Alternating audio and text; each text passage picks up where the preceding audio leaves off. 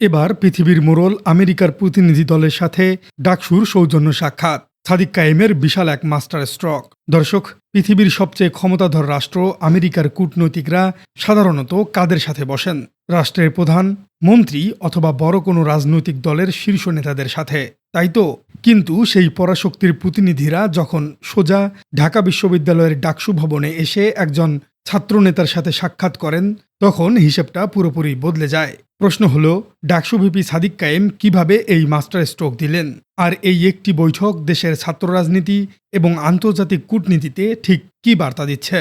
দর্শক, আসল ঘটনাটি একটু বিস্তারিত জানা যাক। রোববার ঢাকা বিশ্ববিদ্যালয় কেন্দ্রীয় ছাত্র সংসদের বা ডাকসুর ভিপি সাদিক কায়েমের কার্যালয়ে একটি অত্যন্ত গুরুত্বপূর্ণ সৌজন্য সাক্ষাৎ অনুষ্ঠিত হয়েছে। সেখানে উপস্থিত ছিলেন ঢাকায় নিযুক্ত মার্কিন দূতাবাসের পলিটিক্যাল অফিসার জেমস এ স্টুয়ার্ট এবং পাবলিক ডিপ্লোমেসি অফিসার স্কট হার্টম্যান। শুধু ডাকসু ভিপি নন, এদিন মার্কিন প্রতিনিধি দলটি বাংলাদেশ ইসলামী ছাত্র শিবির ঢাকা বিশ্ববিদ্যালয় শাখার দায়িত্বশীলদের সাথেও আলাদাভাবে বৈঠক করেছে। এই বৈঠকগুলোতে মূলত ঢাকা বিশ্ববিদ্যালয়ের শিক্ষার্থীদের শিক্ষা, দক্ষতা উন্নয়ন, যুক্তরাষ্ট্রে উচ্চশিক্ষার সুযোগ, স্কলারশিপ এবং ক্যাম্পাসের বর্তমান রাজনৈতিক সংস্কৃতিকে একটি নিরাপদ ও গবেষণামুখী পরিবেশে রূপান্তর করার বিষয়ে দীর্ঘ ও ফলপ্রসূ আলোচনা হয়েছে। আন্তর্জাতিক মহলের এমন সরাসরি সম্পৃক্ততা ক্যাম্পাসের রাজনীতিতে এক নতুন মাত্রা যোগ করেছে। এখন প্রশ্ন আসতে পারে, এই খবরের আসল অর্থটা কি?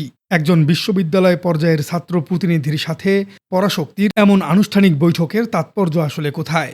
বিশ্লেষকদের দৃষ্টিতে এর তাৎক্ষণিক অর্থ হল, আন্তর্জাতিক সম্প্রদায় এখন বাংলাদেশের তরুণ নেতৃত্বকে রাষ্ট্রের অন্যতম প্রধান অংশীজন বা স্টেক হোল্ডার হিসেবে স্বীকৃতি দিচ্ছে।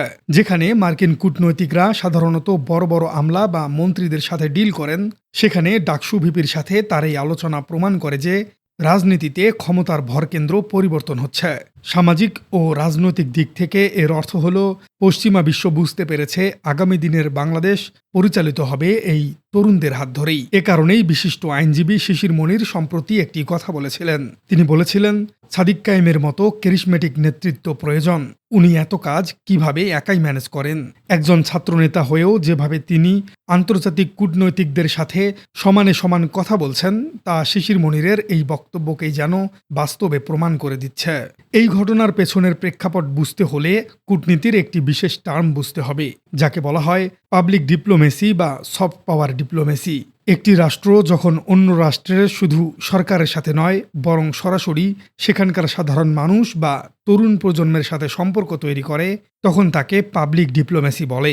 ইতিহাস ঘাটলে দেখা যায়, ঢাকা বিশ্ববিদ্যালয় সবসময়ই বাংলাদেশের রাজনীতির সূতিকাগার। কিন্তু গত কয়েক দশকে ক্যাম্পাসের রাজনৈতিক সংস্কৃতি মূলত পেশিশক্তি এবং দখলদারিত্বের উপর নির্ভরশীল ছিল।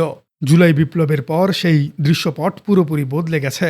মার্কিন যুক্তরাষ্ট্র খুব ভালো করেই জানে যে ডাকসু হল বাংলাদেশের ভবিষ্যৎ জাতীয় নেতাদের কারখানা। তাই তারা এখন সেই কারখানাতেই সরাসরি বিনিয়োগ করতে চাইছে। সাদিক কায়েমের সাথে তাদের আলোচনা কেবল সৌজন্যমূলক ছিল না, সেখানে সুস্পষ্টভাবে শিক্ষার্থীদের জন্য একাডেমিক এক্সচেঞ্জ, গবেষণা, ফেলোশিপ এবং আন্তর্জাতিক পর্যায়ে শিক্ষার্থীদের অংশগ্রহণ বাড়ানোর মতো বিষয়গুলো গুরুত্ব পেয়েছে, যা সাধারণ শিক্ষার্থীদের জন্য এক বিশাল সুযোগের দরজা খুলে দিতে পারে।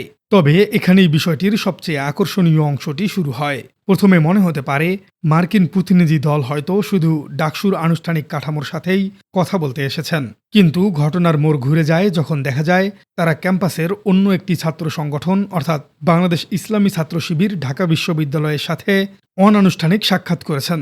পশ্চিমা কূটনৈতিকরা সাধারণত ইসলামী দলগুলোর সাথে খুব একটা প্রকাশ্যে বৈঠক করেন না, কিন্তু এবারের হিসেবটা পুরোপুরি ভিন্ন। তারা শুধু বৈঠকই করেননি, বরং ক্যাম্পাসের বিরাজমান পরিস্থিতি এবং একটি নিরাপদ ও সুরক্ষিত পরিবেশ নিশ্চিত করতে ছাত্র শিবিরের ভূমিকা নিয়েও বিস্তারিত আলোচনা করেছেন। এই ঘটনা প্রমাণ করে যে আমেরিকা এখন আর কোনো পুরনো ছকে বন্দী নেই। তারা মাঠের প্রকৃত বাস্তবতাকে মেনে নিয়ে সবার সাথেই কাজ করতে প্রস্তুত। বিষয়টিকে যদি শিক্ষার উন্নয়ন এবং সাধারণ শিক্ষার্থীদের দৃষ্টিভঙ্গি থেকে পরীক্ষা করা যায়, তবে এটি একটি অসাধারণ উদ্যোগ।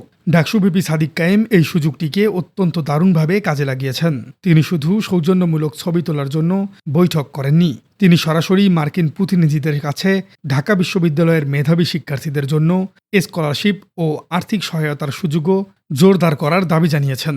তিনি এমন কিছু প্রস্তাব দিয়েছেন যা সাধারণত রাষ্ট্রের নীতি নির্ধারক বা শিক্ষামন্ত্রীরা দিয়ে থাকেন, যেমন শিক্ষার্থীদের বিদেশে উচ্চশিক্ষার প্রস্তুতি, আবেদন প্রক্রিয়া, ইংরেজি ভাষায় দক্ষতা এবং গবেষণার জন্য বিভিন্ন ধরনের ওয়ার্কশপ, সেমিনার ও কাউন্সিলিংয়ের আয়োজন করা। বিশ্লেষকদের মতে সাদিক কায়েমের এই সুনির্দিষ্ট প্রস্তাবগুলো প্রমাণ করে যে তিনি পুরোপুরি হোমওয়ার্ক করেই আলোচনার টেবিলে বসেছিলেন। অন্যদিকে ছাত্র শিবিরের পক্ষ থেকেও ক্যাম্পাসের রাজনৈতিক সংস্কৃতিকে পেশি শক্তির বদলে একটি গঠনমূলক এবং একাডেমিকভাবে নিবেদিত প্রাতিষ্ঠানিক পরিবেশে রূপান্তরের প্রতিশ্রুতি দেওয়া হয়েছে, যা সাধারণ শিক্ষার্থীদের মনে এক ধরনের বড় স্বস্তি তৈরি করতে পারে। তবে দর্শক, এই বিষয়ে সমালোচকদের যুক্তিটাও তুলে ধরা হলো। আন্তর্জাতিক বিশ্লেষকদের একাংশের মতে পরাশক্তিগুলো কখনো শুধু সমাজসেবা করার জন্য এমন বৈঠক করে না, এর পেছনে রয়েছে তাদের সুগভীর ভূরাজনৈতিক হিসেব নিকেশ। সমালোচকদের মতে আমেরিকা আসলে বাংলাদেশের আগামী প্রজন্মের সম্ভাব্য নেতাদের খুব কাছ থেকে পর্যবেক্ষণ করতে চাইছে এবং এখন থেকেই তাদের একটি সুসম্পর্ক তৈরি করে রাখতে চাইছে। সমালোচকরা এও বলছেন, ছাত্র নেতাদের কাজ মূলত ক্যাম্পাসের ভেতরে সাধারণ শিক্ষার্থীদের অধিকার নিয়ে কাজ করা, কিন্তু তারা যদি এখন থেকেই রাষ্ট্রের পরাশক্তির মতো বড় বড় আন্তর্জাতিক কূটনীতিতে জড়িয়ে পড়েন, তবে মূল ছাত্র রাজনীতির উদ্দেশ্য ব্যাহত হতে পারে। দর্শক, এখানেই আসে এমন একটি সম্ভাবনা যেটি পুরো হিসেব নিকেশকেই বদলে দিতে পারে। যদি সাদিক কায়েমের প্রস্তাবগুলো সত্যি আলোর মুখ দেখে, তবে ঢাকা বিশ্ববিদ্যালয়ের শিক্ষার্থীদের জন্য যুক্তরাষ্ট্রভিত্তিক বিভিন্ন শিক্ষা ও পেশাগত প্রতিষ্ঠানের সাথে সরাসরি সংযোগ তৈরির এক অভূতপূর্ব সুযোগ সৃষ্টি হবে। এতদিন গুটি কয়েক সুযোগ সন্ধানী মানুষ বা সুবিধাভোগী শ্রেণী যে আন্তর্জাতিক স্কলারশিপগুলো একচেটিয়াভাবে ভোগ করত, তা এখন তৃণমূল পর্যায় থেকে উঠে আসা সাধারণ মেধাবী শিক্ষার্থীদের নাগালে চলে আসবে। ডাকসু যদি সত্যি মার্কিন দূতাবাসের শিক্ষা ও সাংস্কৃতিক কার্যক্রমে সরাসরি অংশীদার হতে পারে, তবে তা দেশের অন্যান্য বিশ্ববিদ্যালয়গুলোর জন্যও একটি বড় রোল মডেল বা দৃষ্টান্ত হয়ে দাঁড়াবে। এই একটি বৈঠক ঢাকা বিশ্ববিদ্যালয়ের শিক্ষার্থীদের আন্তর্জাতিক অঙ্গনে প্রবেশের পথকে আগের চেয়ে অনেক বেশি মসৃণ করে দিতে পারে। এখন আসল প্রশ্ন হলো, এখান থেকে পরিস্থিতি ঠিক কোন দিকে যেতে পারে?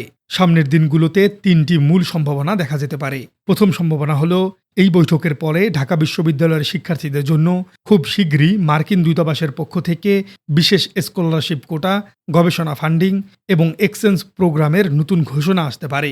এতে মেধাবীদের বিদেশে উচ্চশিক্ষার পথ অনেক সহজ হয়ে যাবে, যা আগে অত্যন্ত জটিল ছিল।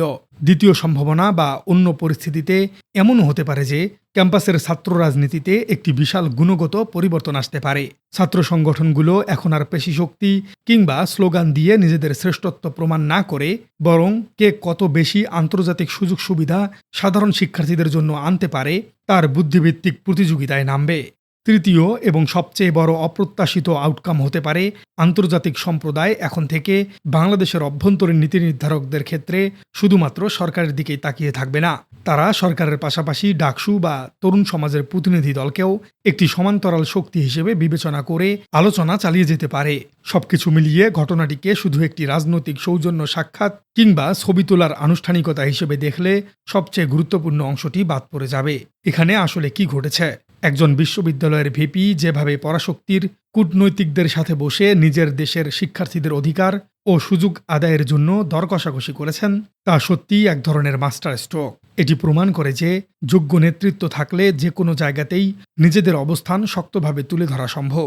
সামনে খুব গভীরভাবে নজর রাখতে হবে মার্কিন দূতাবাস এবং ছাত্র নেতাদের এই আলোচনাগুলো শুধু কথার কথায় সীমাবদ্ধ থাকে নাকি বাস্তবে রূপ নেয়। প্রিয় দর্শক, পৃথিবীর সবথেকে ক্ষমতাধর রাষ্ট্র আমেরিকার কূটনৈতিকদের সাথে সরাসরি ডাকসু ভিপি সাদিক কায়েমের এই বিষয়টিকে আপনি কিভাবে দেখছেন? কমেন্টে জানিয়ে দিন আপনার মূল্যবান মতামত। আর আমাদের চ্যানেলে নতুন হয়ে থাকলে চ্যানেলটি সাবস্ক্রাইব করে বেল আইকনটি বাজিয়ে দিন। দেখা হচ্ছে পরবর্তী কোনো ভিডিওতে।